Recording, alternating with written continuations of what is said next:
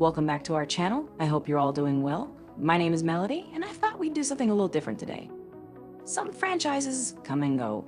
Some fads are a quick spell. But then there are the constants. Mortal Kombat is one of them. Before and after I was born, Mortal Kombat has been a massive staple in the world of gaming for many reasons, and has been a big part of my life, even when I was just a baby. So, in anticipation of Mortal Kombat 1's release this September, I am taking you on a journey through all of this fighting game franchise's history. This is the road to Mortal Kombat 1.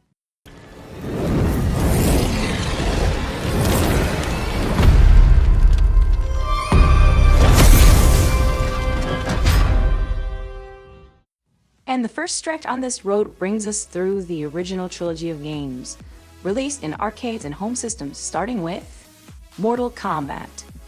In 1992, Midway Games released an arcade cabinet that would forever change the gaming industry. Inspired by films such as Bloodsport, Enter the Dragon, and Big Trouble in Little China, Mortal Kombat made waves with its then ultra-violent kills known as fatalities. This controversial gameplay mechanic led to the outrage of parents, even politicians, across the world. And so, the ESRB rating system was created, giving us the E's, T's, and M's that we're so used to these days. Today, it's normal to have up to 20 to 30 characters on a roster, but Mortal Kombat began with the simplest of rosters. However, these characters would go on to be iconic staples of Mortal Kombat games. Liu Kang, Raiden, Sonya Blade, Johnny Cage, Kano, Scorpion, and Sub-Zero. In the case of those last two, the yellow and blue ninjas have evolved to become the poster children of the series, thanks to their unique designs combined with visually striking abilities of fire and ice under their control. Scorpion also debuted with his now famous spear ability, allowing him to pull his opponent right to him with the words, "Get over here!" becoming so iconic that even those unaware of Mortal Kombat know the words and who says them. The original Mortal Kombat is still fondly remembered to this day, and I can't lie, I enjoyed revisiting this one. The old school combat, the digitized actors as sprites, and the gore all give a history lesson to someone like me who started with different ants about the importance of humble beginnings. There's no epic storyline, no alternate modes, no customization. It's just a fun arcade fighting game, and that's all it really needs to be. With that being said, there is no denying that this game has a lot of first game in a series-itis, where future entries would do things so much better that it takes a lot of adjustment to fully get back into this one. I love it, and I definitely respect what it did for the gaming industry, but it's far from the first game I would pick up in a Mortal Kombat marathon. By far, my favorite part of the first Mortal Kombat is the inclusion of Reptile as a secret character. Reptile has always been one of my favorites, so seeing him have such a strange origin as this secret fighter in the original game, and he was essentially just a reskinned Scorpion, is fun to see after so many other games have evolved him into a vastly different character. Despite the uproar from people, Mortal Kombat was a massive hit in arcades and on home systems that made Midway a fortune. So, the team, including creators Ed Boon and John Tobias, were practically guaranteed to be called back for a sequel. And they delivered. The next year saw the release of Mortal Kombat 2, and it was what a sequel should be. It excelled at what had already been done before, but it also expanded upon the formula, adding new characters, bettered the gameplay, and making everything just bigger. Most fans of this franchise agree that Mortal Kombat 2 is the James Cameron's Aliens in the series, and I do as well. Where I definitely enjoy the first game, Mortal Kombat 2 is leagues above it for me.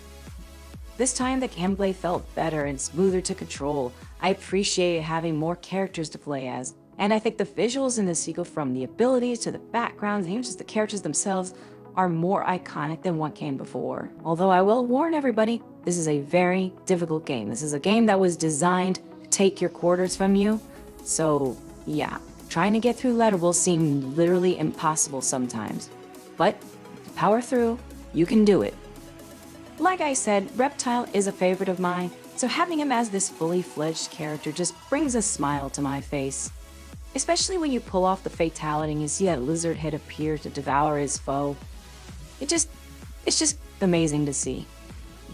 Jax made his debut, Shang Tsung was playable for the first time, Kitana was introduced, and so was the big bad himself, Shao Kahn.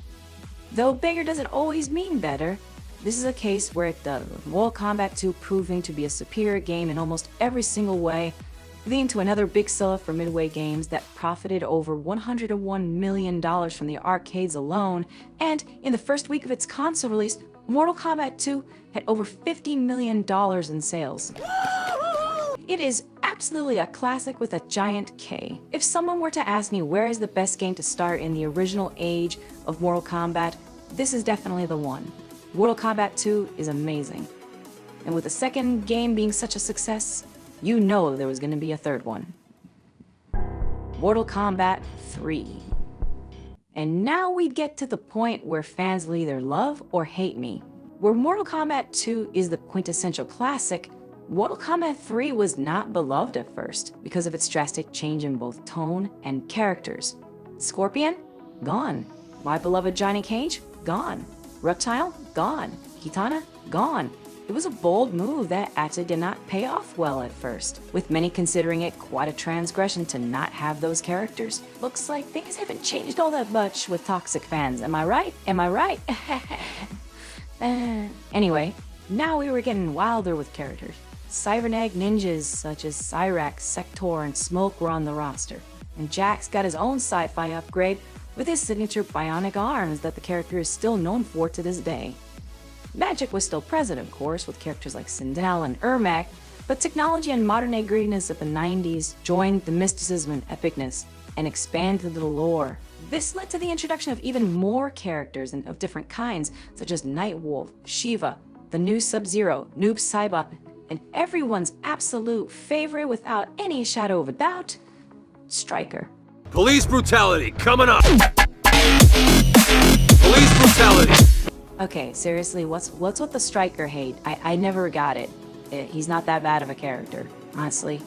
Not everybody liked Mortal Kombat 3. I felt it was on par with Mortal Kombat 2, personally. The animalities and bibalities were not my favorite inclusions, but they were a fun option to have for players who wanted something different from the brutal fatalities that were just continuing to get bigger and bolder and more brutal. The run mechanic was a nice new addition, even if I barely ever used it.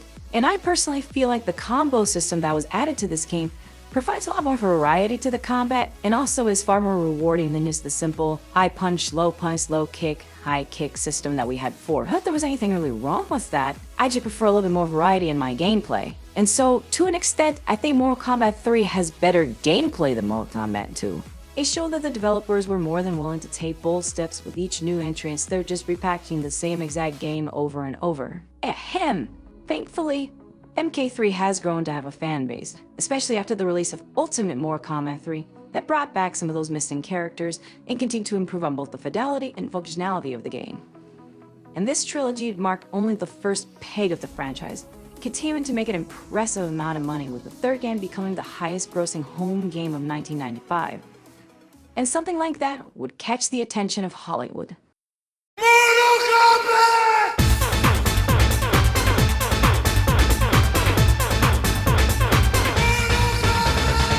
Join me next time as we take a look at what is possibly the most important piece of Mortal Kombat history. If you enjoyed, please make sure to click that like button, subscribe, and hit the bell icon so you get notified when we upload more content. We hope to see you again.